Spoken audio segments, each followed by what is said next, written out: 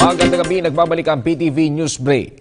Pinag-aaralan ngayon ng Armed Forces of the Philippines ang mungkahing pagtayo ng military station sa Butig, Lanao del Sur upang maiwasang makabalik at muling makapaghasik ng karahasan ang Maute Group. Ayon kay AFP spokesman Brigadier General Restituto Padilla, marami namang pamamaraan upang matiyak ang seguridad at kaligtasan ng mga taga-Butig at isa nga rito ang pagdedeploy ng police at military forces. Gayunman, sinabi ni Padilla na wala pang desisyon ang pamunuan ng AFP ukol dito.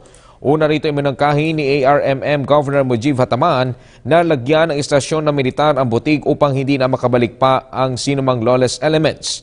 Miyerkules ng 100% nabawi ng militar mula sa Maute Group ang bayan ng Butig kung saan 62 miyembro ng naturang terrorist group ang napatay habang 37 naman ang sugatan sa hanay ng sundalo.